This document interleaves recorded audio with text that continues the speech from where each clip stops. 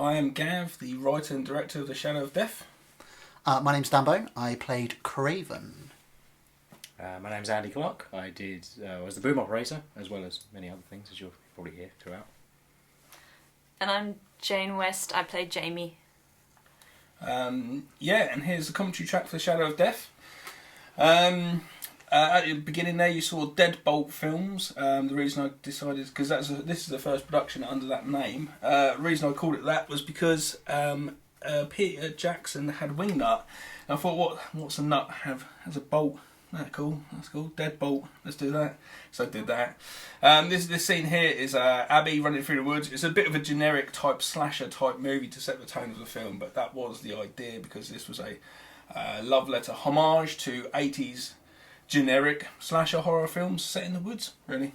As you see, Deadbolt Films and Shadow of Death. You've got the little filter over it there, haven't you, Gav?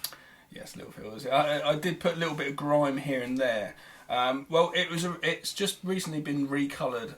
Originally it was coloured. It did have a lot of grimy bits in it here and there, which was quite cool. And I didn't want to put it across all the time because this kind of came out just on the spur of things like Planet Terror and Death Proof and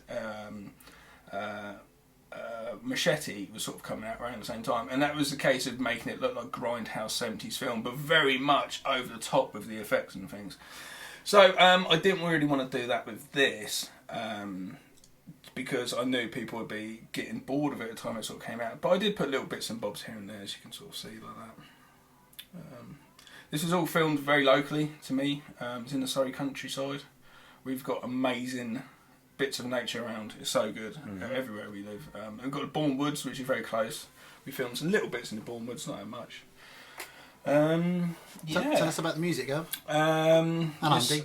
Well, this band here is Harbour. It's a friend of mine. I was trying to think what I can do with the soundtrack, and I love The Wicker Man. It's really good, and I love 70s folk, British folk horror. There's a couple of things, Satan's Claw, a few things like that, and Fright Fest guide there, just another one underneath the table there. So I was down at a music festival and I didn't know what to do with the music. Originally I wanted a blues track for the opening scene, but decided to go for folk music. This shot going all over the table was a one shot going over the whole time. Jane, I think we did it 9 times. I think this is take 7. Okay. Which I used. I could have cheated it and put the score. See, Sophia's got different coloured hair there. Yes. Yeah.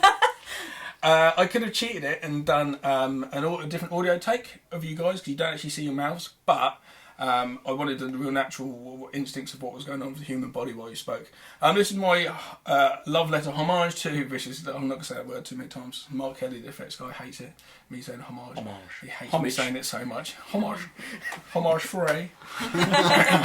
And it's to Italian films, things like Mario Bava, where the camera, Dan Boner's Craven. The only one where it says as Craven. No, I don't know it's just why. because, well, we'll get to Craven because that's going to be an interesting one to talk about. I just wanted the camera just completely moving all the time, not actually stopping on anything. Just kind of get to something where it's going to stop, but it keeps on going until the end of the scene, as you'll see in a moment.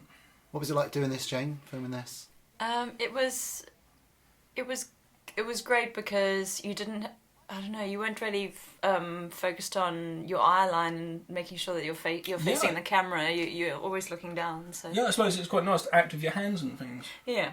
Showing the wonderful dexterity of the space rug, because that is actually a 15-stone man, me. That is Not Andy. the killer. Andy as the killer, not actually the John killer. John wasn't Brown. there That's on the that only day, shot it is. so- It's also, it's my old skate park. There's my friend Andy going by there. We'll just have a shot. It's nice to film this because I'm an old skateboarder anyway, so it's nice. There's my friend Ryan. And Just the deflux on the wraps. That was you, Gav, wasn't it? That was me just then. Yeah, that was me doing one trick. Thanks for that. Wow. Your one trick. Yeah, one trick. There's old Dan Cott, I hope. Oh, Dan, what a funny guy. How did you get Dan involved? Originally, I went to loads of different people on Facebook and I actually went to a few English horror actresses who are kind of known in the genre of horror in Britain, and I kind of went for them. And one of them suggested Dan. And yeah, Dan was a stand-up comedian. He even think I auditioned him. Now, what was it? He sent me a load of stuff, and he just had this sort of, you could sort of tell he was just quite easy, quite lounging. He was just up for a laugh, and he totally was. I love the fact that Yeah, he's a lovely guy. I said I was going to give him petrol money when we finished doing it, and he wouldn't take the money. He said, "Just don't let me down." But he never realised that him just saying those words actually was like, oh fuck. It made me think, oh shit, I've got to do a really good. It was just like another thing to make me feel like I had to do a better job, if that makes sense. I don't know what. It's just I didn't want to let him down. You know, he said just saying that. It's like, whoa, shit, okay. Pushed a bit harder. That's Charlie, who is Charlie playing Marley. We originally shot this in the making of on the DVD. You also see like a before and after where we originally shot that whole scene. And then we reshot it again. Exact same clothing and everything. He had a beard this time, which worked better anyway.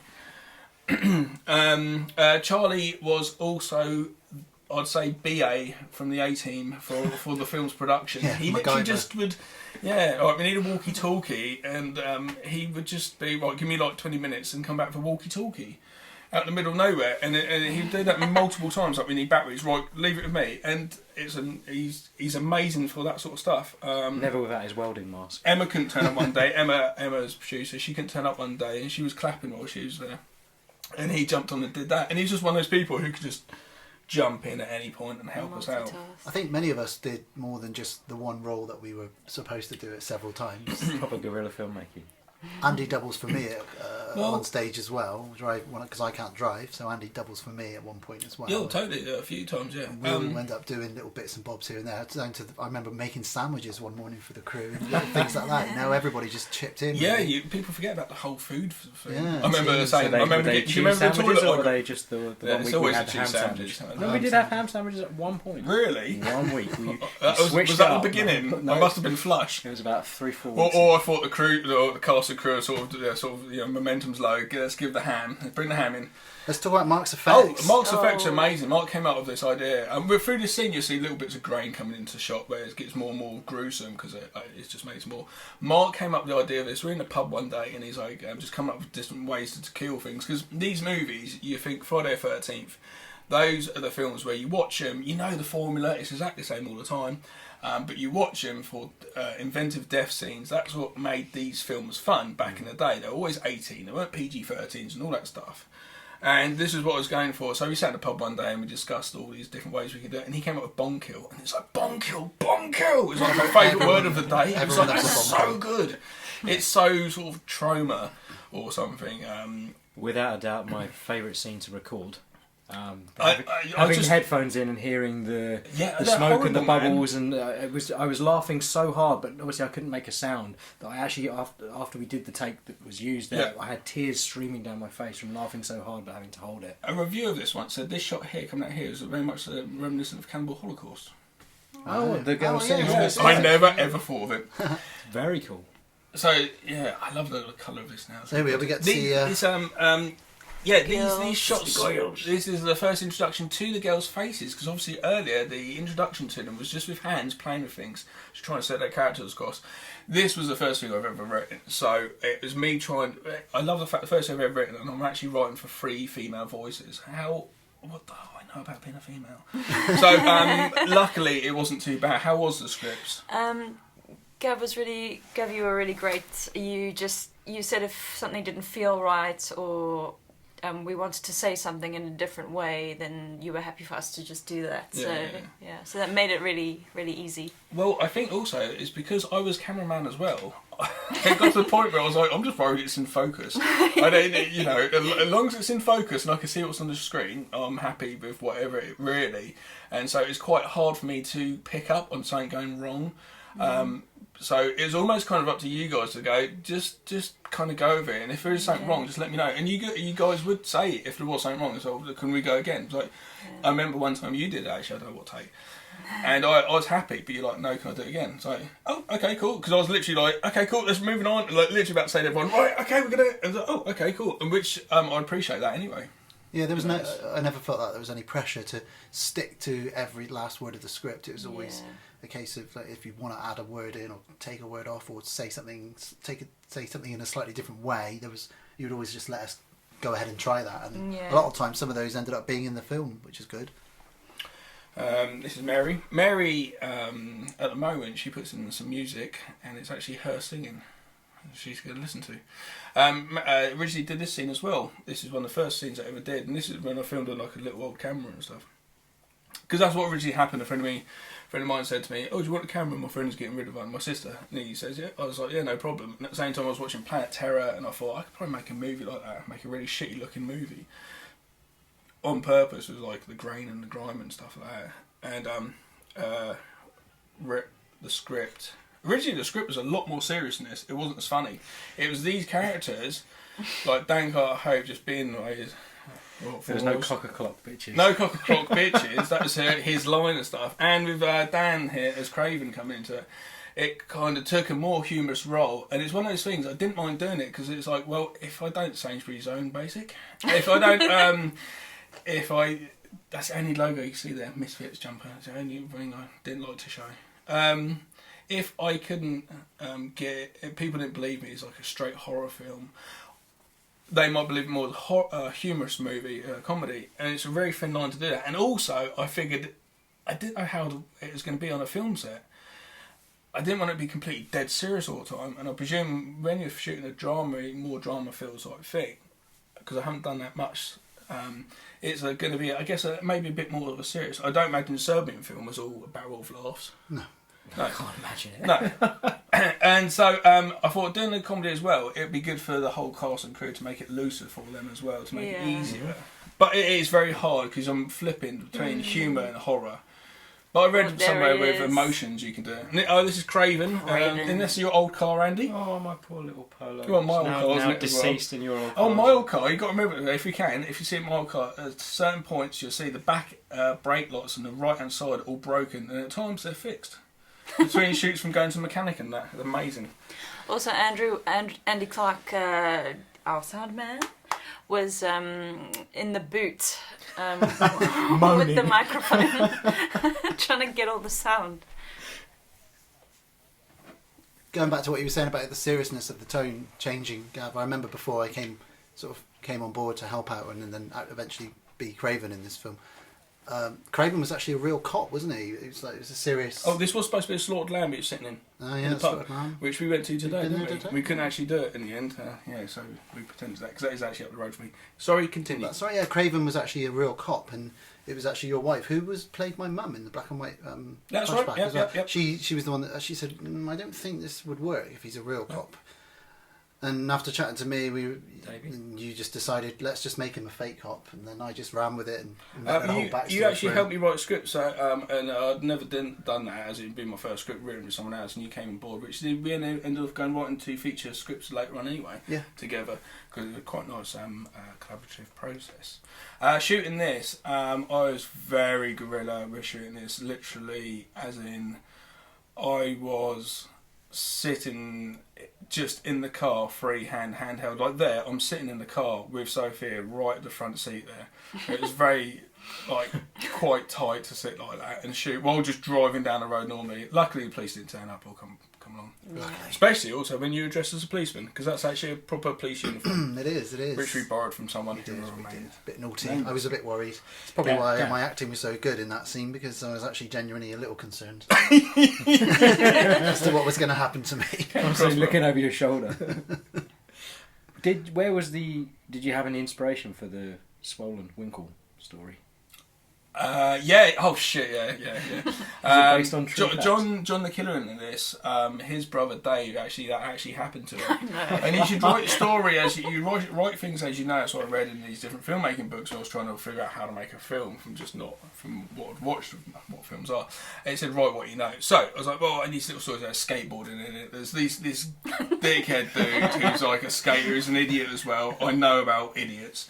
And my friend Dave, not saying he's an idiot, he one day when he got his knob pierced and the bell end inflamed so much, I remember he said to me, "Oh, my girlfriend said she couldn't get it in her mouth." I'm like, what is she trying to get it in her mouth for? My word. Anyway, it was really big and swollen. It was like it for about 7 or 8 days. Now, before Jackass, there's a skateboarding magazine called Big Brother. That's where Jackass came from. It's just a magazine, and it'd have crazy shit there, like how to kill yourself, just really crazy shit. It was a very controversial magazine. This is before the internet.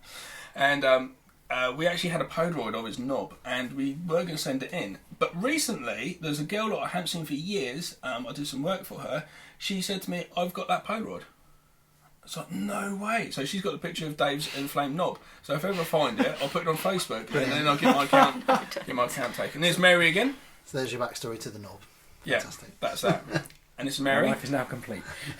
That scene, actually, Jane, does actually... You're laughing in that scene. Just seems so genuine. Oh, right? it's good. I always laugh whenever I see that scene. Like, the way you girls all react to him. It's And the shot hilarious. of Karina turning the rearview mirror away. Yeah, not wanting to see. I think it's the line, that's definitely a chop off that you say. That's the one that gets me every time. I know some people, when they write scripts, they might write the whole platform, the whole sort of thing, then go back and just be one individual person's character, then go through the whole script being that person, then going back and be another and things like that. I had no idea, so I was trying to write it. And for me, like moving the rearview mirror piece, I was like, I don't want to see that. And it's trying to get all your three characters. You're all very stereotypical characters. You were supposed to be the nerd, that sort of thing. And then obviously Karina was supposed to be the kind of the last cool girl you chick. get of the 80s horror movie, the cute girl next door type thing, you know. Sophia was She's the like the badass. stoner. She was She's an amalgamation of like the badass and the stoner, isn't she? yeah, type thing. And Dan was just a jock. Dan is just a He's dick. the jock, he's the dick But that we you love don't you, Dan, care but we about. love Yeah, you. you love him to bits in this. I absolutely love him. Yeah, he's the only one we had a double costume. But see, look, the lights down my car are broken. See them right there? Oh yeah. When it's driving along, they're not. I really enjoyed doing this shot actually because I didn't have a crane. This is me very slowly. This whole movie is handheld apart from one very zoomed in shot. Yeah, that's literally me I've not just moving noticed the that camera. before. I wanted to move the camera as much as possible. Robert Rodriguez was like, you know, in a very good book called Rebel Without a Crew. From making El Mariachi. It's just like move the camera the whole time because if you have a camera in one position, then you move it to the next position when something's about to happen. You can then edit there yourself. But I was like, well, I'll take the edit out of the equation and I'll just keep the camera moving the whole time rather than being like shaky cam and all that stuff, which was kind of popular at the time. I'll just do this. Gab, is this another love letter homage coming up? No, not really. No, I originally filmed this. We filmed this originally with an actual pig's eye. Oh no. Yeah, it's horrible, but the black of the eye is massive and it doesn't work. So this bit, Mark, same with earlier Abby's head, he actually cast himself. He made that. That's all sort of rubber. So fake eye in there. That's a knife going in there. Then he just had sort of blood coming up and stuff. The eyelash kept coming off, which is really annoying because now you look at it quite clear on a big screen. It's like, I've always liked this shot, but this is where I was trying to contrast humour with horror and playing with people's emotions. Hopefully people are a bit like, ooh, go to. Brilliant. It was so hard to keep a straight face because I'm meant to be pissed off with Dan at this point, and that showed I was tried so hard not to laugh. We so could only do it hard. 3 times. The first time I did it that close up with the eyes and that, I started cracking up and that stopped. And it's the only time I actually laughed. Every other time I was very serious, you know. This is Bandit. This guy actually is called Bandit. Really, he's called Bandit. It's because of one arm Bandit at the fruit machines. And he actually has one arm. People don't think that, and they think he's just like doing a whole Predator thing where they've just got the arm behind the back. And it's like, no, not at all. This was embarrassing for me having to film this because Gav had to run across the other side of the road and hide behind the bush to get the shot. So it looked like to anyone driving by, it was just this crazy guy person. with a shaved head and a moustache doing kung fu on the side of the road. This crazy fucker doing kung fu on the side of the road. It's crazy. Literally, this road was really busy.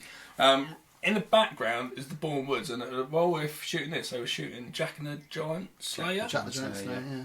I got really badly sunburnt this day. You can see how bright it is. Yeah, no, when colouring it was really hard. There's some patches I just could not like take away because it made it look so weird. You were there for about 2 so hours. That's what's so I just got overexposed really here. This was April.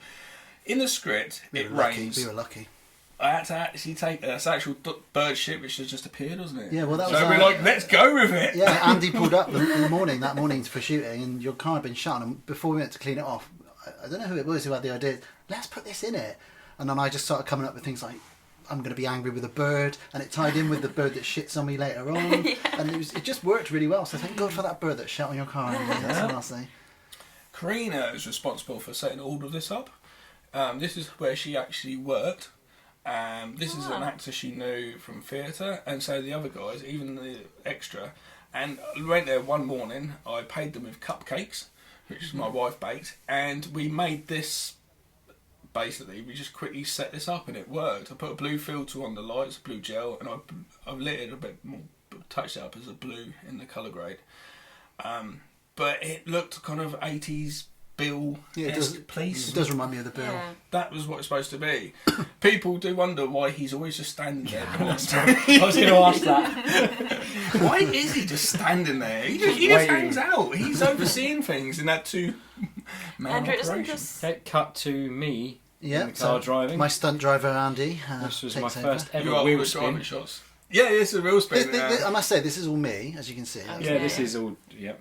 You know, Still Dan. this is cool. And then Andy's the one that does the amazing. And never done a wheel spin before. I'd never have you? done a wheel spin before so much so And that it the was first time I did it, I brilliant. actually indicated. Love the fact that it does that. Yeah, I know. No, she's like, dude.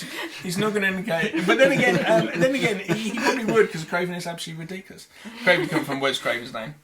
This was when we went up to. We were waiting for batteries for the sound recorder. Charlie went off to get them, and we stayed here. You were up there. I was up there, yeah. So I was like to you guys, just go down there and I was get a shot. This is actually from Devil's Jumps, where they say they actually go to. It is actually a place called Devil's Jumps. I'm actually going to be shooting up there again in a couple of weeks. These shots are just lovely. Yeah, I love all the green. colours. But look, what I was saying again, sorry, it was raining. It was April and there was a heat wave. Yeah, it was crazy. It was really weird. We were and so it lucky never with the happens. weather. No, we were. It never rained. Nobody was ever ill. I didn't have a backup plan for anything, pretty much. I'd have had to just improvise, and we just made it. Found that in the woods. Looked good. Amazing.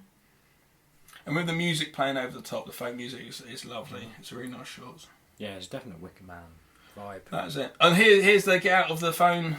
Phone, being able to use a phone in the woods, get out of that. And the green, look how green that is for April. It's really nice. Mental.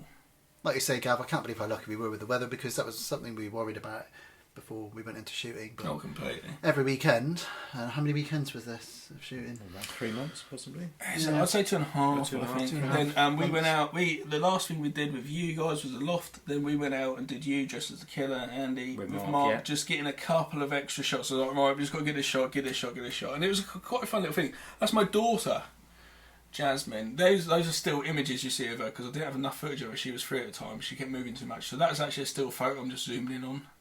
Like that's still. Then it does touch to change It works. to move. It works. She looks so young, doesn't she? She does. But her acting was great in this. And the other day she just came out to me and said, "The beast sees you." And She I was came- like, all right, Jazz. She came up with this line on her own, didn't she? Randomly, she must have got the mic now she or came up with something. that line and told it to me. You put it in the script. I mean, Yeah. if a 3-year-old says to you, "Hide from the beast, he sees you," you're going to She put just that in said the that script. to me, and I was like, "That is amazing," and literally wrote it down. Because at the time, I was just wanting any information or anything which would influence the script in any way. I was watching hundreds and hundreds of slasher films and that sort of thing. It's not I don't know. The story was a lot more. There's so much more of the story of the bat killer. The whole idea of him. It went on a lot further. Originally, I had an American actress who was going to do some American shots as the wife that he sees, who's Deborah's mum, supposed to be. Because that's what it's supposed to whole be. The killer is Deborah's dad. It's it's so loose. It's absolutely ridiculous. But that was kind of the idea and stuff. And there was going to be a whole thing of the whole backstory of American Look stuff. at that beard and moustache. What a hero. Bandit. I literally, this is Charlie's doing. He is his friend. I had never met him. He came out this day. This is apart from the premiere. This is the only twice I've ever met him. And he came out and he goes, "Oh, I've never acted." Right, okay, cool. We'll just do this, do that, do that. And we nailed it. We did 2 death scenes. He came out while we were doing a death scene. Mary was getting killed. Mm-hmm. Then we went on and shot his straight away afterwards, which was a bit adventurous because I was trying to do 1 death scene a day because how elaborate we're doing, because there's no CGI, it's all prosthetics.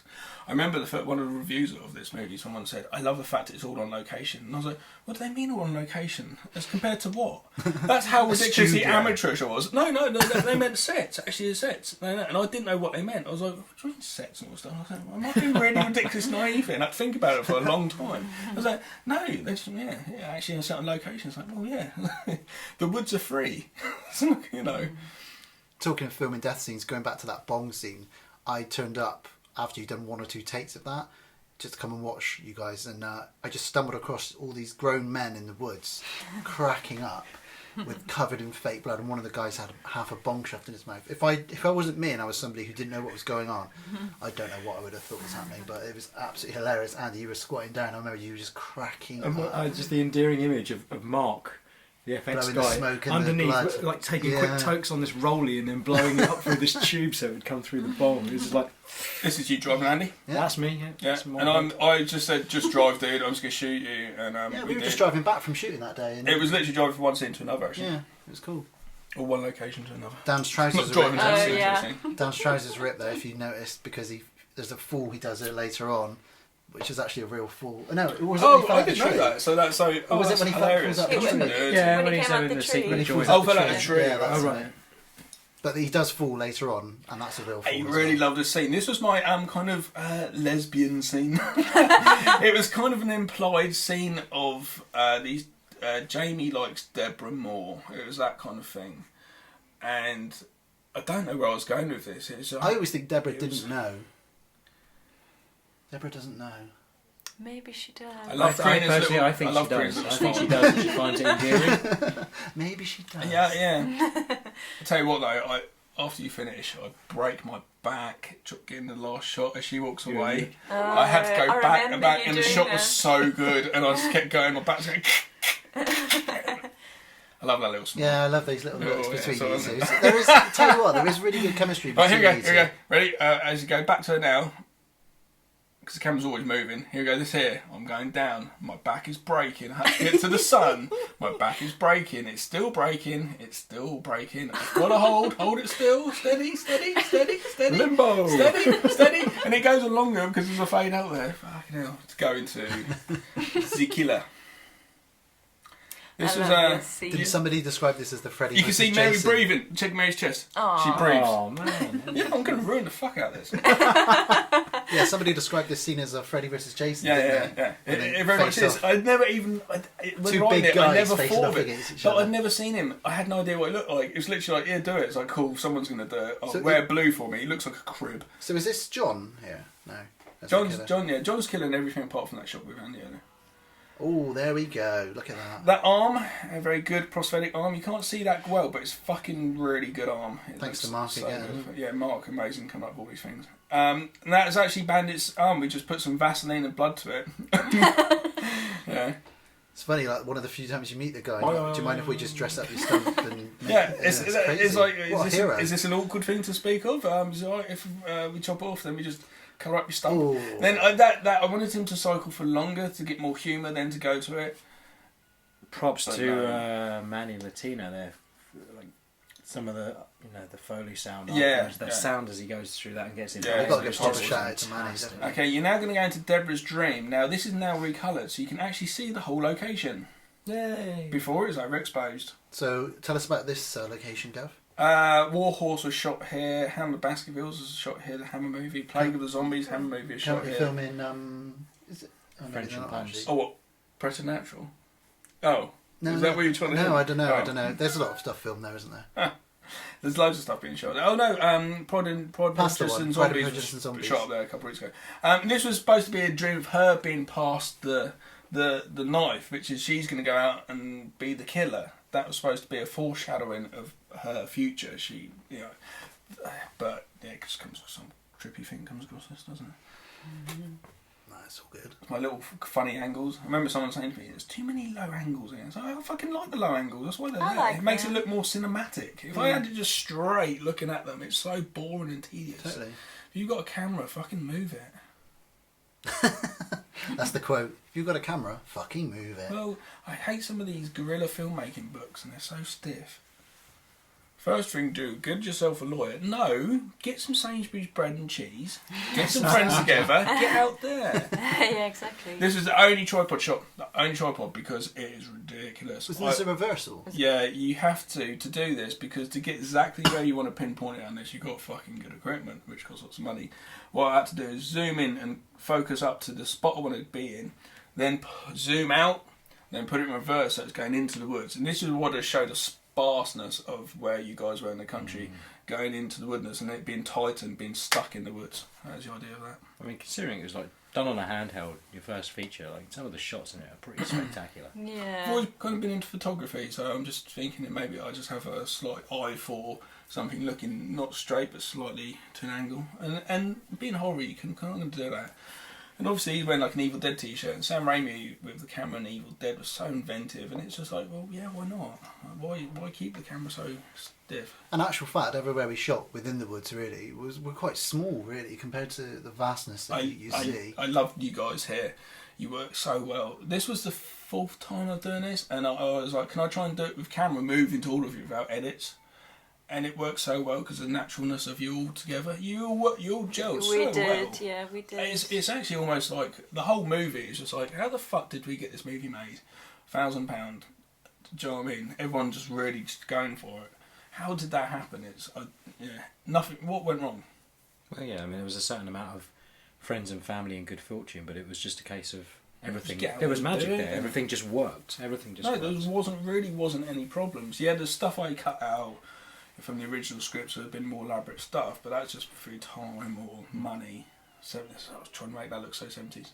Yeah, that moustache was terrible. This was hilarious watching him do this. Oh my word. Yeah. And I think, Gav, didn't you, by accident, press record when we weren't... Oh, God. And then you got all of this, or was it you with the sound? No, it was me. There. It was me. Hello, You got all of squirrels. this giggling and laughing after the shot had been taken. I was pressing pause instead of pressing record. So I recorded this whole scene. I recorded it, everything, the wrong thing. I'd go cut, and then I'd record. Then go, okay, we go for another take, and action, and it would stop. So I had to go back next week with you guys, do it with you guys. Dan wasn't there. Just Dan and I came with me. I took a ladder with me and a camera, and Dan acted to nobody. And I put a microphone in a hedge, which if you look closer, you could probably see a microphone in a hedge. And it's my sound recorder, because Andy couldn't do the sound for that day. And I literally went up a ladder. So I get up the tree, start recording on the audio recorder, walk over to a tree, put a ladder up it, climb it, get the camera, get the slate, drop it out the window, action! And he would have to just act to nobody in there. Brilliant. Is that where the sort it out you dick line was as well? Yeah. Karina's line. Yeah. Probably my favourite line in the whole movie. And the then delivery on that is just amazing. Then just cut it all together. So this is where he ripped his trousers. And he off. wasn't very high up a tree here. It was just, the way it looks. Poor old Dan. I had to then obviously get up a tree and shoot it. Or I passed him the camera. That's Dan's show. You should film it now. Here we go. Craven.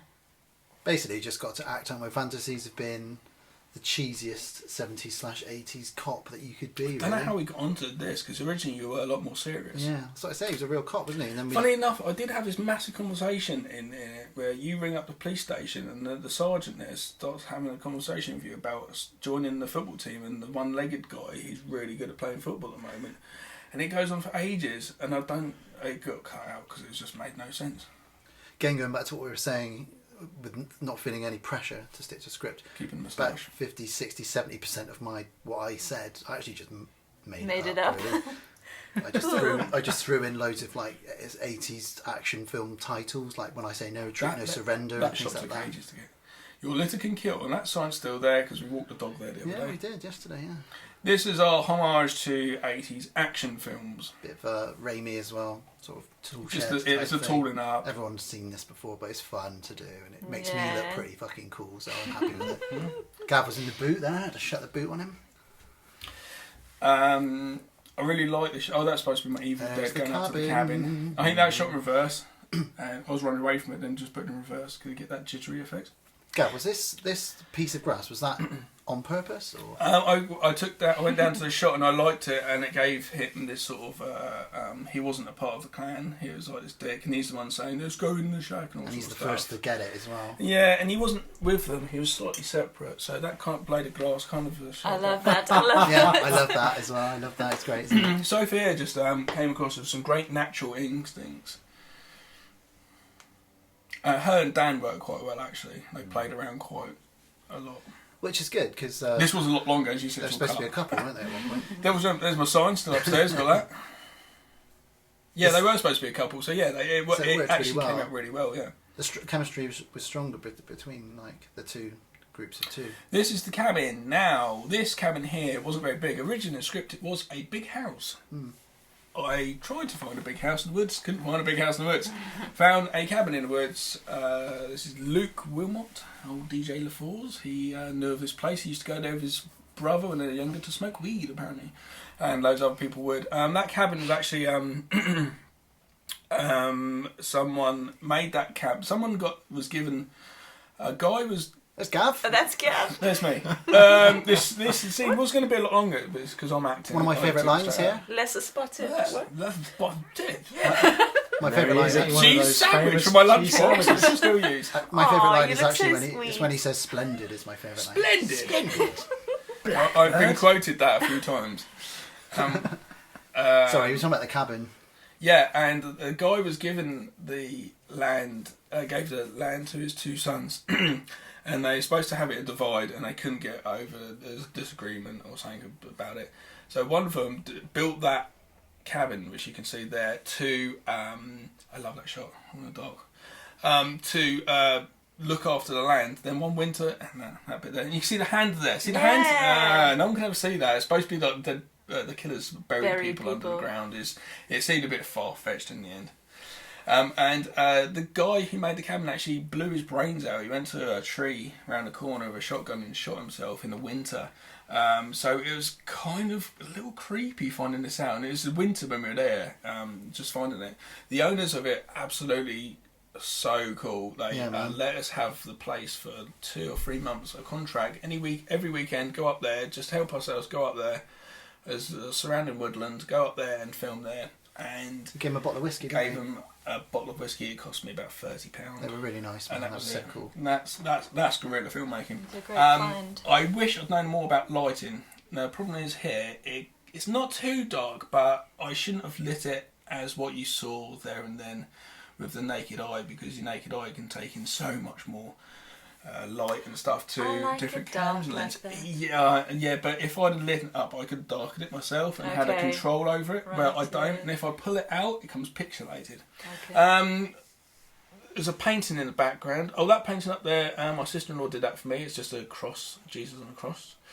There's another painting in the background which I got from a car boot sale, which I then painted over the top myself. And I was like, right, after I've done a lot of other stuff, I'm going to write a book one day and all these things, I'm going to start doing that. I'm going to go and buy people's paintings that were painted and just make them really dark and do that stuff. So I'm going to do that one day. Oh, this is me dying. It went by pretty quick. We don't need to know about that. I'll tell you what though, being a person playing someone who's dying is quite nice to understand. I had to shut my eyes for a long time and have makeup applied to me, and you can really appreciate what people have to go through. So you give it a bit more respect to them, you know. Who and shot actors that? in general. Emma directed that shot. That's her thing. She shot it. It's her sequence. But I hated it because I was like, "What's going on? What's going on?" I couldn't see anything. Tell me what's going on. Been here for ages. Who's doing what? Control freak. Yeah, complete control freak. I couldn't see anything. It was like, and they all probably started poking me with sticks. What's that? It's a bird. I don't care. That's that picture in the background. So I made it all blood with all crosses on it and put blood all on the walls. The painting. Okay. This is fake rain. Yeah, the script had loads of rain. We cut out. This is It's me up a ladder with a watering can. Yep. This is how you do it, people. If you want to know, you get your crew to get a ladder, a watering can, and only one amount of watering cans. So you have to get the shot first or second take because the water runs out, and you've got nowhere And to we get did water have a from. towel, so I just had to. Oh yeah, so you just get wet. And you just take it. Then you laid in the mud for a long time as well. I had to lay face down in the mud, which you'll see later on, for quite some time. And the person with their dog walked by at one point. The dog started sniffing my ear. A bit worrying. I got to admit, because it was dark, it looked grainy. I don't mind because that kind of makes it look more film-like. Didn't we have a nest of swallows in that? You're very correct. In that What did they do? shack. What did they do? Squeaked and squeaked and squeaked and Every squeaked. time. Every time you pressed record? No, every time you Oh, go. clapperboard. Oh, Oh. boy. Every time you broke them clapped up. it, they thought yeah. Mum was coming back to give them some food. Oh, shame. Yeah. This originally was a black and white sequence. This was an idea I had just lying in bed one night, and I thought of doing it as a short film. This is not black and white anymore. I've put a little bit of colour back to it.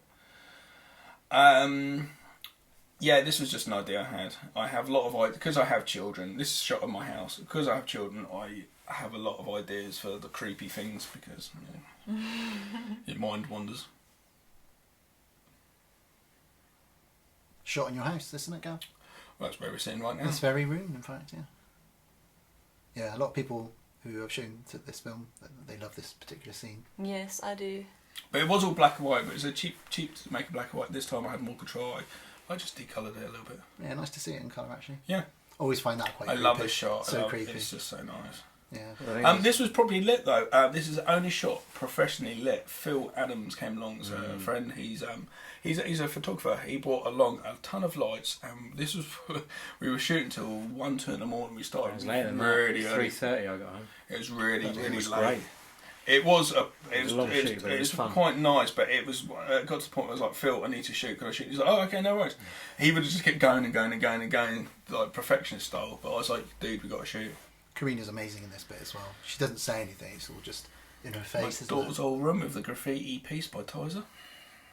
I loved that graffiti. Unfortunately, really I painted over it in the summer. Elijah's room. Yeah. So I pull it off. There's some teddies there. Oh no! She looks like she's drunk.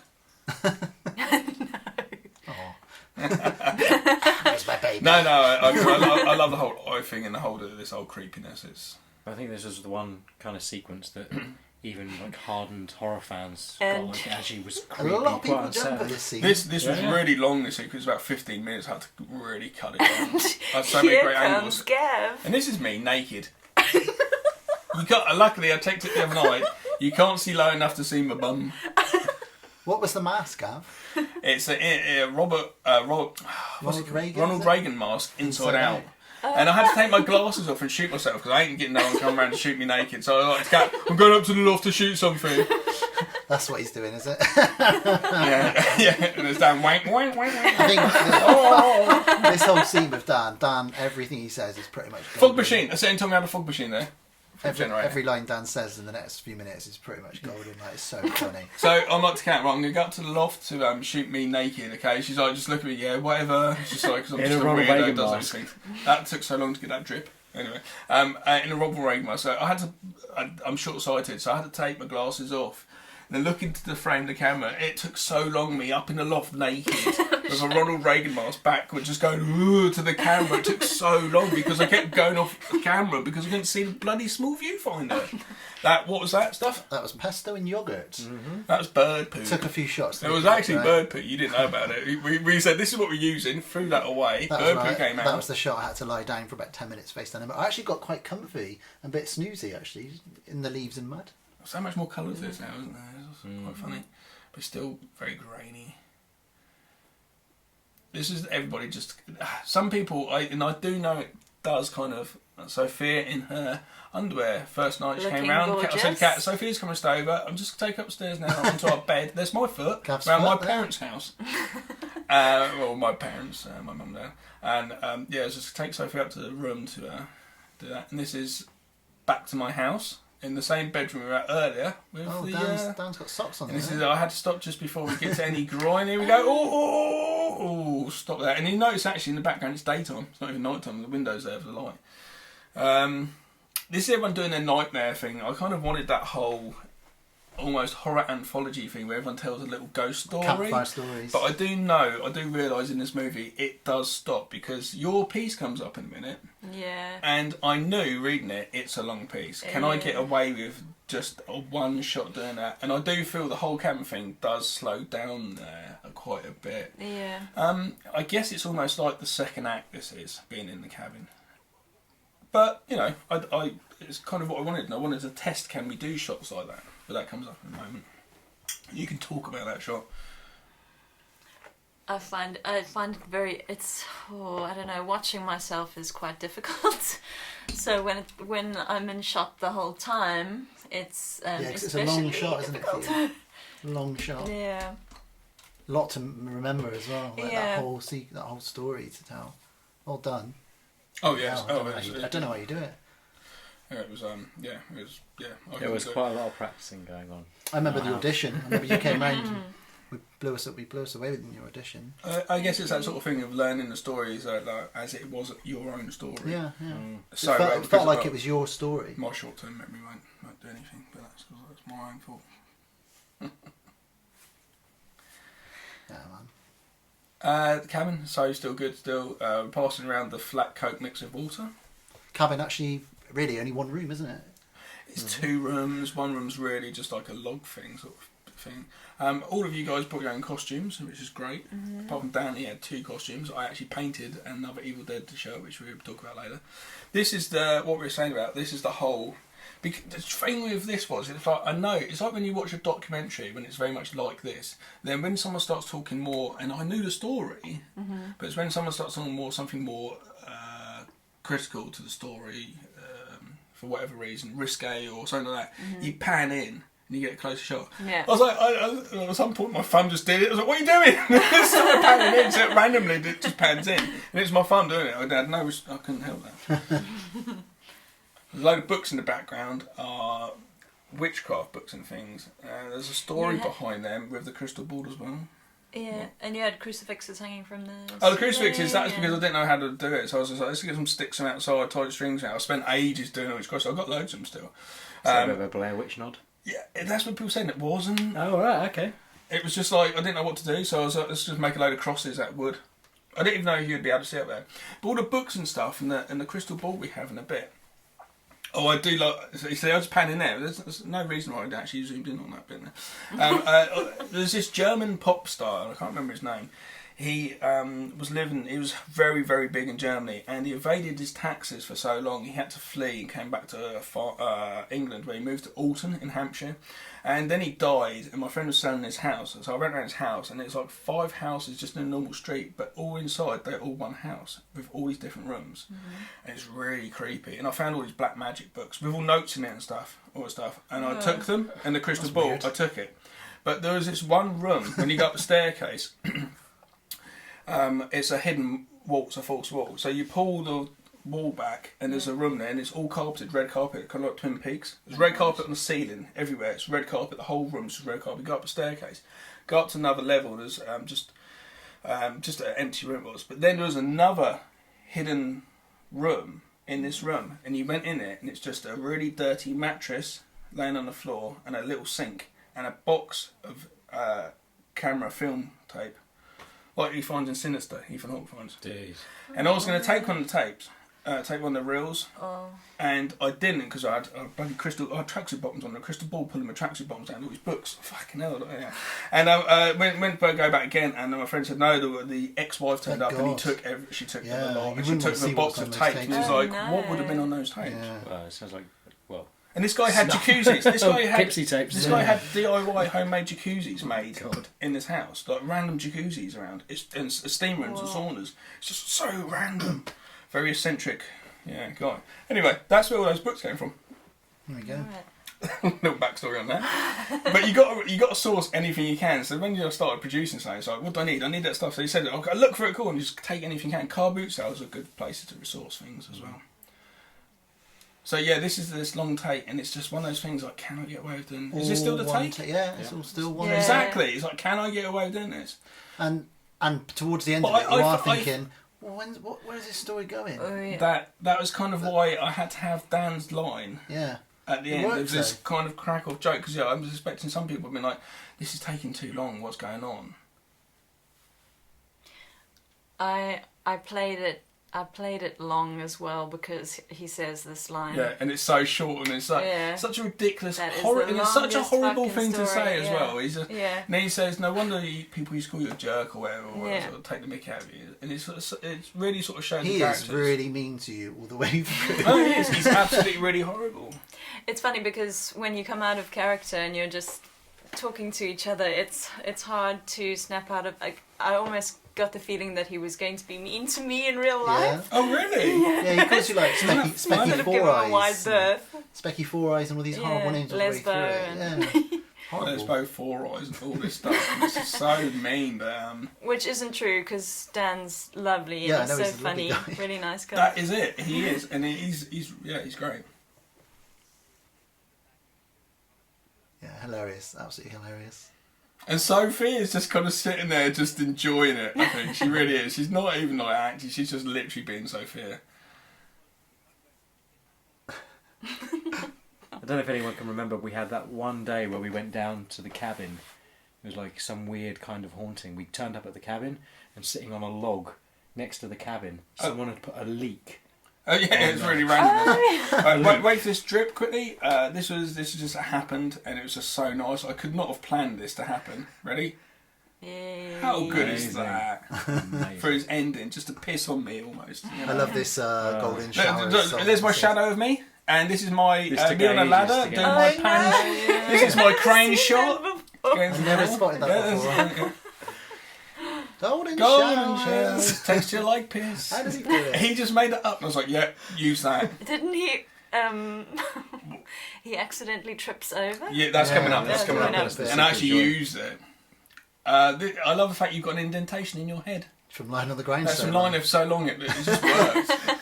Oh, that's acting, Gavin. Shit. Shit.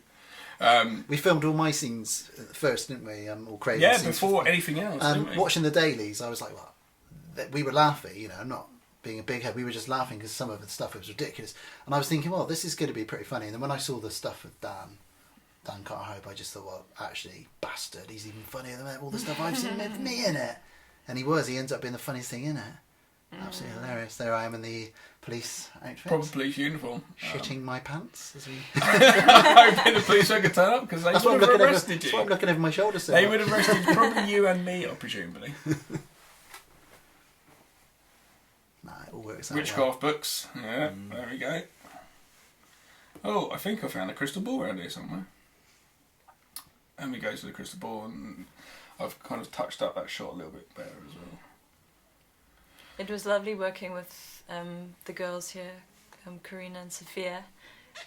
It was quite a cozy. I don't know. It felt really cozy when we were shooting it, and this was supposed to be like the Three Witches thing. Yeah, like around a cauldron or sort of magical witches. This was you guys. Didn't we do loads of shots of this from different? So you did it from underneath, from on the top. Yeah, it was how trying to find the right way. Because originally this was horribly coming into, but now it's a lot better. It's very sort of wide and it zooms sort of like that. Yeah, it was quite hard to get that right. This is where he's going to fall over in a second, actually. Did you notice his shirt's too small for him? I just didn't know his size, and I went out and bought the cheapest shirt I could get because I had to get 2 costumes. And a secret joy. Not you fucking bitches! That's a line. That's a different line. That line's for a different take. But this actually fell over, and he rolls because he knows a lot of action, sort of stunt acting, such an action acting. So he knows to roll with it. And I was like, I'm going to use that, man. And I remember the first time we showed it here. Actually, he just looked at me, yeah, because he's so happy we used that shot. All this stuff is amazing, though. You know, just him with this whole pissed thing. It was just talking to ridiculous. his penis. You're drunk acting. So. I felt so bad for him when he dies though, because he lied there for so long. I had like a little blanket to put over him because he's so cold. Aww. What was a coat? This little face of his, little frightened face. I love this shot though, because this is very Last House on the Left type 70s sort of horror. Yeah, it's a really good shot. This. Yeah, because it's like that, and it zooms in tighter. I love that the camera started going up. I was like, oh, back down. That's cool. I literally watching you guys when I was filming. I'd become the camera and I'd be like almost the audience myself, and I'd just drift off watching you guys sometimes, and just carry on just shooting sometimes. But oh yeah, cut, you know. Like all this stuff is so nice to shoot. What was that blood energy drink thing that you had to keep using? Yeah, for his mouth. Someone gave me an energy drink, and it was just supposed to be blood, you know, and it was good to give to the actors. Did you use it as well? Death scene as well, yeah. Yeah, just because some of the stuff we're using is pretty horrible to put in your mouth to spit out with. Yeah, but I don't think that was much better actually. I was told it tasted disgusting. And then I spat it out and it goes up my nose. You see a couple of drops of it go up my nose as well. So you see that Evil Dead t-shirt, in a minute you will see my other version. This was really hard to get across. Like, it's supposed to be his penis getting chopped off. And it doesn't really come across like that because there's no sort of real sawing to it. It's just, I think for men it's not the nicest thing. That's your hand. Yeah, these are the insert. That's an insert shot we do because it wasn't bloody enough. And the intestines dropping down didn't look as good as it's supposed to. It's supposed to be like he's getting sliced all the way up the front of his stomach. Now, with his penis in the bottle, yeah? When he's laid down with his penis, his penis is in the bottle, so it's been jagged up. Oh. When he's laying down, this looks really... In real life, this looked absolutely disgusting. Yeah. And his penis is in the bottle. There it is, look. and it's just the way it was, and this whole he had to lay there for a long time. It was very cold, but I had to stay there. Go, stay there still, stay. Kept getting all these different. No angles. signs of any breathing either. Well done. No. It was really, really good. Oh, I was just walking around these woods for days, wasn't I? I was Universal just Soldier. talking to myself as well, coming up with shit. Just like, well, what else would I say? What else can I say? I have a go at Bush now. Bush. I thought, well, what would Craven do if a bush caught on his arm? He'd call it a fucking I had to prick. put it quite high in the mix. Yeah, I had to put it quite high in the mix because it wasn't in high enough. It's like people were like, "What does he say?" Fucking prick. I think people were thinking, "Oh, you're jumping on the hot fuzz type tits." Just my accent. And it's because that's actually your accent.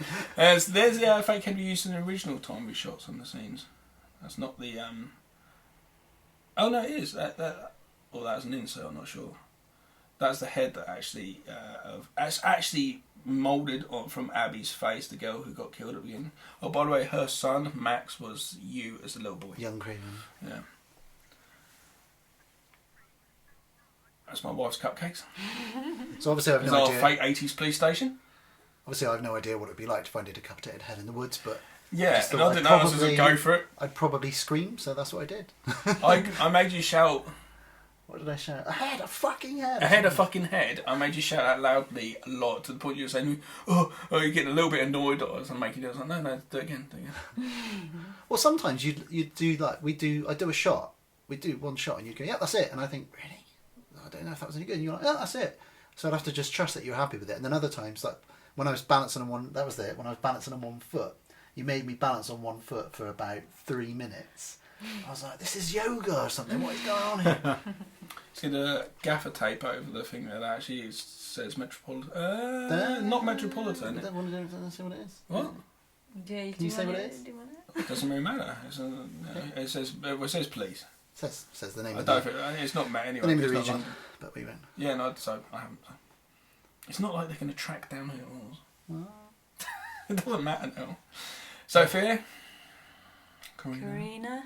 So there's a funny little light switch there. That's my dodgy Good chemistry. point. When Dan's not around, no offence to Dan, but there's really good chemistry between the three of you girls as well. Well, it's quite nice because after he leaves, it kind of has that kind of like, oh, thank God he's gone. It's just like, Yeah. it's just a little bit hectic. Really You guys comfortable. just chill out a bit more. James, that what you meant by feeling a bit cosy? Yeah, a bit more cosy, a bit more comfortable. So I didn't have to do a lot of decorating for this set. I didn't know how to decorate. So I went there with a killer one morning. We spent an hour and a half there. Chucked some stuff up. Crosses and things. She's going out to find him. That cabin's so good. I'll be right back, she says. Well, she doesn't, but she might as well. Yeah. So this is a contrast. So you're going left to right, and then you're going to flip to, obviously, Karina going right to left in a different location. But actually, these were the same woods. I just coloured them slightly differently and just got different places, and it's just so nice what you can do. Someone did say once to me, oh, it was a review. I think it's a review. There's a lot of people fall over in this. They always They fall renamed over. the woods. Oh, of the, Karina the falls woods over of everyone 3 or 4 falling times. over or something like that. Oh, was that the review? Yeah, there is like 4 or 5 different falls and hitting the heads. I never realised it until I watched it and I was like, Karina does pass out. She passes out everybody about 3 falls over. times. Yeah. Bless her. I pass out as well. Yeah, that's right. Bloody hell, everyone does. Yeah. And Abby. Yeah, we're Mary. all just falling over. There It falls over. must be a gas leak in these woods or something. We're all just passing out. I don't know what the fuck was going on with that. I didn't even realise it. It's just an easy way of getting in or out of situations. Fall over. Every movie I can do from now on, everyone's just gonna fall over between the end of each scene. This is me just playing with the bushes and the camera, just like, really just trying to be. It's kind of that thing where you're trying to be the POV almost, the killer. Am I the POV of the killer? But you're not. And you have a lot of movies do that, and it gives you that. Oh, well, is the killer watching? But no, it's just me. Oh, she fell over. Oh, there she goes. There she I don't know why she fell over. I reckon her shoelaces are undone. Yeah, someone must have undone it. So I'm about to come across the horn. the cabin now. The horn thing here was by, I can't remember his name, I feel really bad for saying that. He's in Harbour, the band who do a lot of the folk music, and asked him if he could do like a kind of Ennio Morricone from the old spaghetti westerns for you finding this this place, not your destination now, but you found this place in the woods. There's a painting. Should probably mention that never shot any of the scenes with the girls. I was never on the set with the girls at the same time. In fact, I've never met Sophia, still to this day, in the flesh. As I say, we shot all of my scenes over the first couple of weekends. And then with some clever editing, you just spliced it together to make it look like we were actually talking really. to each other. Yeah, it was cool. It was really, really well done. In fact, I played... who played the girls when I was Craven? And who played me? I think Sophia... No, not Sophia. Karina played read your lines. Yeah. I can't remember who played the girls' lines when I was doing my stuff. Emma. Was it Emma? Emma read for you. Yes. It works. It works. That was something I was actually genuinely like, I hope that's going to work out right. And you don't even think about it. In fact, when I've told people that, they're genuinely quite surprised. Like, really? What? No? Works well. Is that where you randomly hear a scream? It's supposed to be Deborah. Even though Deborah's actually passed out, it doesn't actually make sense. Yeah. And I knew that, but I was like, nah. Whatever. I don't care, really. Oh, isn't it Craven saying hello, is anybody there? Or does that come later? Comes in a minute. Okay. Yeah, it comes in a minute because you've got this whole, this shot is one of those things. Being handheld, not being on any dolly track. I'm going from a bent knee to the back with a leg really far forward like I'm a javelin thrower and going slowly forward to get to the point to say to you, now. It's a really good jump, this. It was fun. It was really fun shooting this. I so much enjoyed the score. Should we speak about how I did the score real quickly? Yeah. It was literally samples from old horror movies, like where it's just little notes and things from like public domain horror movies. It's just the odd note or string, and I'll take them and put them across my keyboard to different octaves and just different notes and stuff. Then lay them all up together to make this organic sort of score. And it's so nice, like scoring for things like that. Then the ding, ding, ding, ding. Then just cutting it so it's complete silence and leaving that for as long as I possibly could to get the reaction. There for a while. And I wanted it to hang there for a while before I get that sort of reaction. Well, it makes people jump, doesn't it, then? I love the way this cuts together with you guys because it looks like you guys have this pretty good conversation, which is great. And that's just the power of film editing. It's you can kind of do anything really. Peter Jackson, in bad taste, killed him. Well, had a fight with himself in a cliff top. Yeah. Which is just mental, really. So the door inexplicably doesn't open. The door's stuck now. It's Why's weird. the door stuck? I don't know. But earlier the door was sticking a bit. Yeah. We were trying to address things. I think I said to Karina to be my kind of script supervisor, or at least, but it kind of ended up being all of you. Just like any lines you start said, can you just kind of let me know because I'm filming, you know. That's a great shot, isn't it? I like that. There's a bitch to colour though. I like this. Did he say Well, I something? love this. It must be talking to you. Oh, whatever. And the bars, the broken bars of all the cobwebs are so nice. So it's obvious, really. In my head, Craven was this sort of guy obsessed with action movies, and to the point we kind of believed he was in an action movie at all times, endlessly quoting things, just talking about Chuck Norris and everything else. And It was a bit ridiculous, wasn't it? yeah, it was ridiculous, but I really enjoyed it. I love it when you point the There exits you go. out. Way! I actually got that from Jackie Chan. It's Jackie Chan in Rush Then Hour. this bit here, you're doing this to me, and I was like, man, it's so funny. It looks like you're directing people off an aeroplane. Yes, yeah, Well, yeah. that's the there we thing. go. We do a Directions. couple of works so takes, well. and if I could see you and Andy laughing, I thought, well, that's pretty good. So I'd take it to another level, and then just push it for the next Take that take. shit to the next level, man. Take it to the next level. And yeah, this scene just worked really nicely. Devil Devil Worshiping Doggers. I struggle with that scene for some reason. I just couldn't get all the lines in the right order, and it took me a while to get it all together. But it was so easy because I knew I was going to be chopping back and forwards, so it was... And the fact that you guys can react to that and he's not there is it's brilliant because it comes across so well. We bounced really well off of each I other. wonder what it would have been like if we'd have done all that together. Yeah. You know, Yeah. If it had been different. Got the amazing killer reveal shot coming up. Yeah, you can One talk of about the my favourite choreography of shots, that. and Yeah, it's it's really just, nice actually. We sort of slowed it down the other day actually. We had a little look of this just to we were checking out the colour on it and slowed it down that shot and it just works. It works so very nice. well. Yeah. We'll talk about that when we come to it. It's so easy because it's just choreography. This Oh, is just it's going back to earlier, but this time she lands on the floor. And the nightmare before she didn't land on the floor because that meant her waking up. And if you hear a little bit in the volume, I go, "Wake up," and that's her just waking up. This is I really like this. This is supposed to be the camera. I was trying to make this not shaky cam, but kind of like you've just woken up from being unconscious. Bit groggy. So you got back and forwards, up and down, looking through the trees as she walks along, and you've got that lovely song playing on the background, and I can hear the ghetto bird.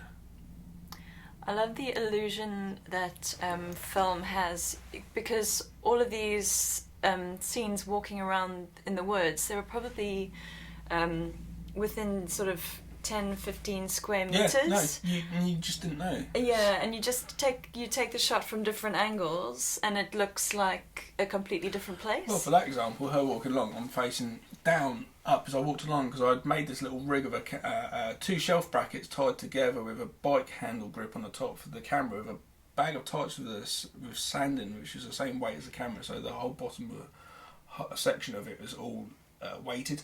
So you could get I could just literally pull it up without any problem and just walk along myself. Yeah. Just, as long as I was real ninja quiet. It worked really well. And like you said, this was in the land where they let us film in. We're just like, well, fuck it. There's no point us packing the car just behind that up. shack.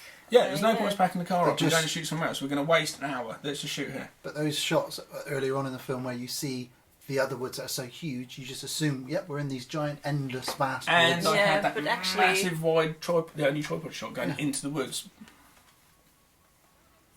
So here we go. So this is the little bit where we had to figure out a way that I was going to end up on the floor facing the way I needed to face. I didn't have much intervention with this. You guys were kind of me- rolling with it. Me and John sort of walked off and just had a quick chat about it and how we were going to do it. I think we practiced Oh, it maybe there 2 or he 3 is. times, and then it just works really.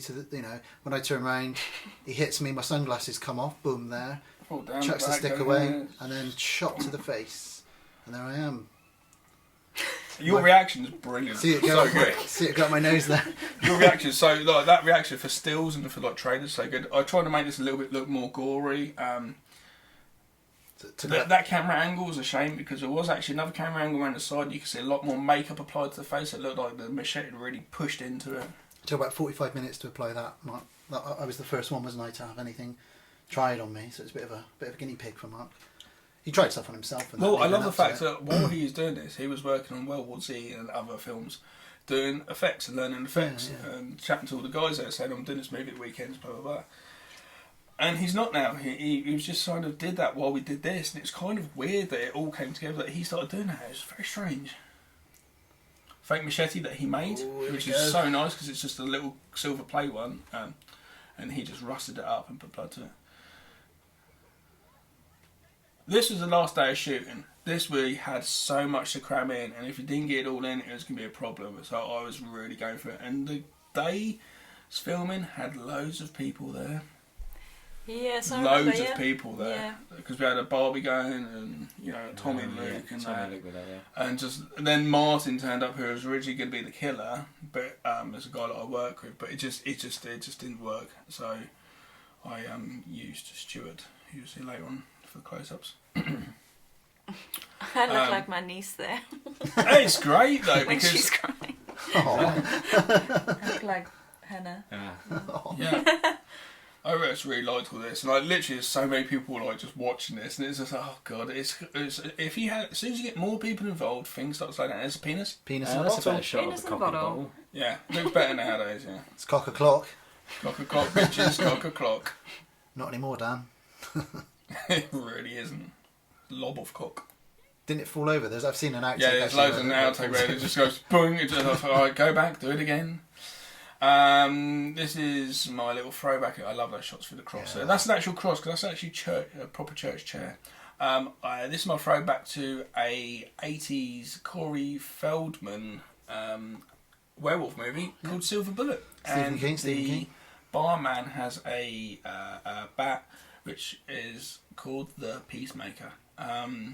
That's a couple of people have got it and they really liked it because as soon as they do that, they kind of start in reviews. They kind of start picking up on other little tidbits. There's many of them, isn't there? Yeah, there is a lot. You've littered it. Really. There's loads. Like Mr. Mumbo, where he talks about his Yeah. penis. That's actually Eli Roth's character in Cabin Fever. It's his dog. So Isn't it? yeah. Mr. Mumbo's the dog. So there was a lot of all that stuff in it because I love slasher films. So. Even like my radio cool signal is Delta Force 86, which is the year Delta Force came out that Chuck Norris is in, who Craven obviously stars. and then you himself say after. obviously he sent Chuck Norris, which Yeah. is a great line. I love this whole bit, you guys, just that whole thing. I was trying to be because she does get irritated with me, so I was trying to be as irritating as I could be when I was acting out the lines. I'm kind of torn in those scenes because I do genuinely feel quite sorry for you, but Microphone, she's a little microphone there. But I can understand why Sophia gets so annoyed as well. Yeah, I was really pushing for the irritating. And Sophia's great because she's really quite like, you know, not trying to be horrible, but she could really quite see in your face a bit. Yeah. And I love it though because we had to have some slaps going on soon. Oh.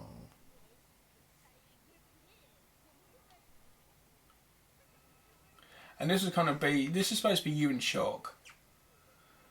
How all of a sudden you're just like, no, we've got to go, no, you know, and just panicking. That's supposed to be what that was. Yeah. But we go into nice slap time. Oh. Slap! I love that one. Bitch slap! Your retaliation is just like a real like, how dare you? Motor reflex. That there's an outtake of me. I think Sophia forgets that she has to slap me, so I'm sat there for a couple of minutes with this irritating crying, going, and then I come out of it and go, slap me, slap me, damn it. It was quite good because if you look now, there's a little little shot there of the killer on her cheek, superimposed. Yeah, and it's quite good because you guys worked fine because originally Andy came on to do sound and he said, "Oh, my girlfriend at the time, now wife, is an actress," and I had reservations obviously because it's that whole sort of. I don't know how you guys work as a couple. You can all of a sudden just have some argument about something like you haven't got the sugar for all the milk, you know. So, but luckily there was none of that. There wasn't anything. I didn't even have to, you know, even address that. Like, guys, you're not taking it seriously. No, which is really cool. Which is nice to know that actually can happen. Sophia's costume was actually given to us by a company, Spiral Direct Clothing. And I sent them a letter saying I finished the costume back now. Can I send it back to you? Can you send me a person sent to address and everything? Got nothing back from them. Still got the costume upstairs. They've never asked for it. They've got my details. I seem to remember you. When they want it, let them have it. If you want it, guys, it's all yours. Didn't you go off and do a photo shoot at one point? I did a photo shoot for them, yeah. and I sent them pictures, and I sent them a copy of the film, I think, in fact, and I've just nothing. Fair enough. That's okay. I've still got the costume. So I actually now have a huge box upstairs with tons and tons of different costumes in from things, which is good to have. Except some of them are all sticky with blood. Fake blood, we must say. Machete!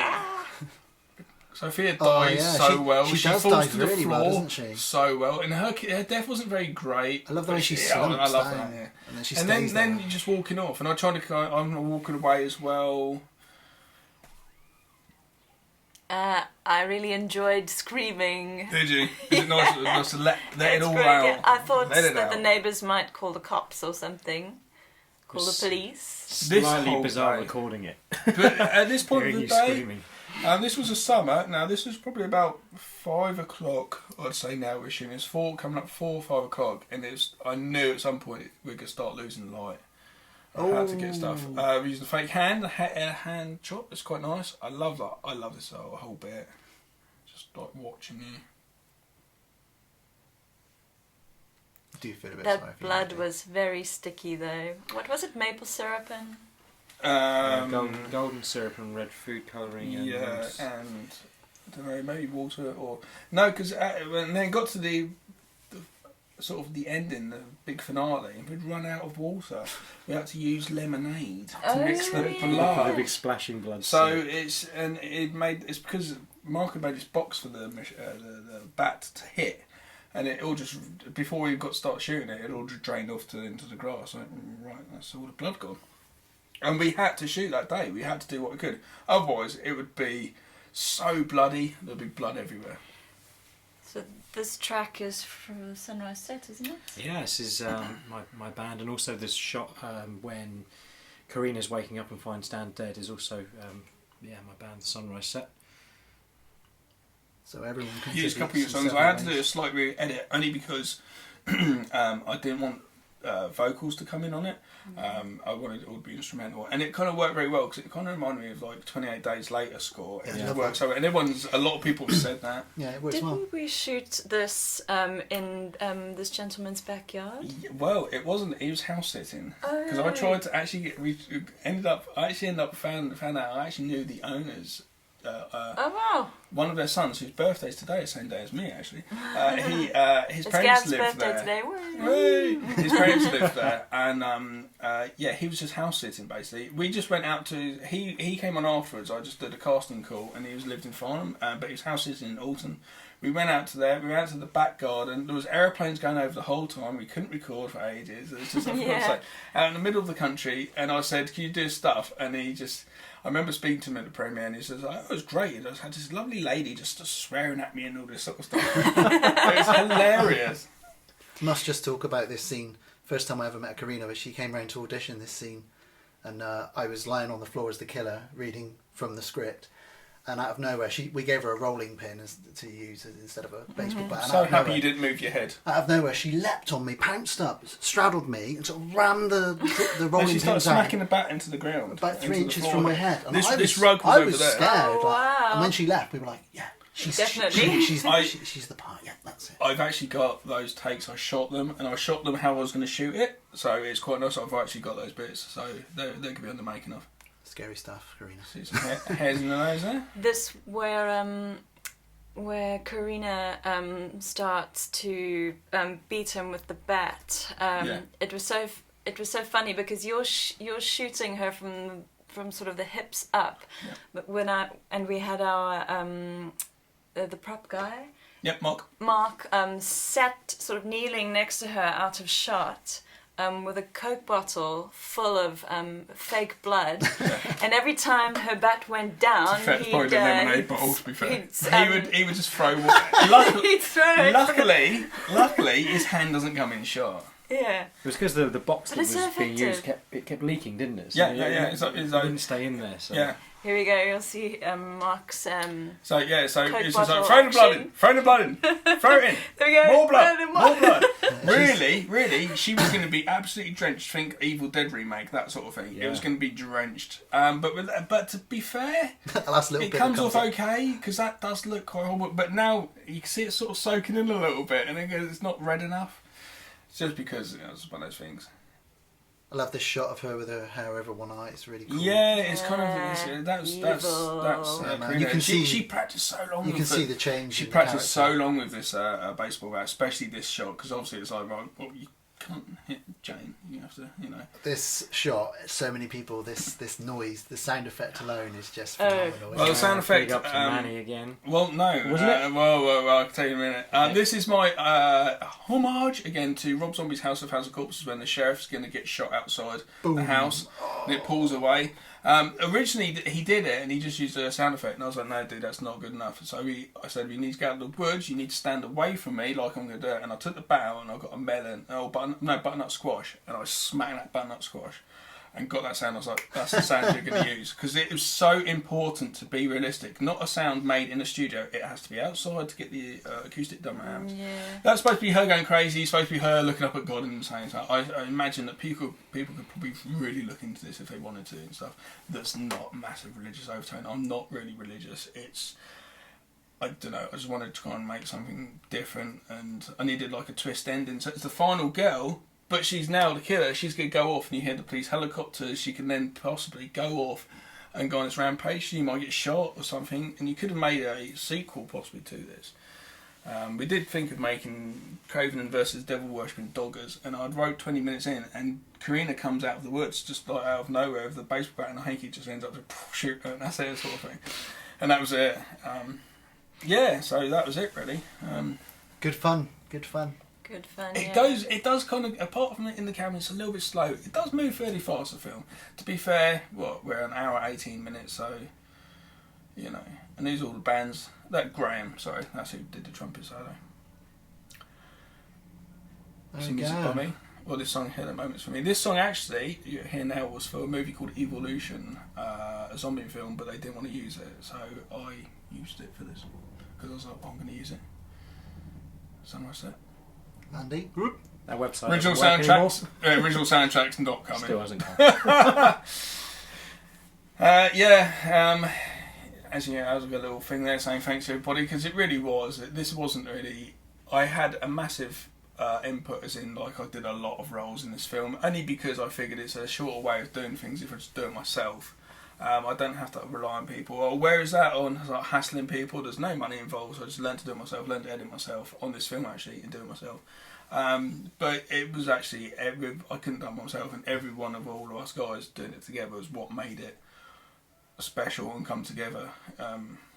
There I am. And this was one take. We just did this because you just had it in there, and really the machete was taken out of your face. See the shot there of the skinless flesh there. That's the shot I should have been when I actually did it.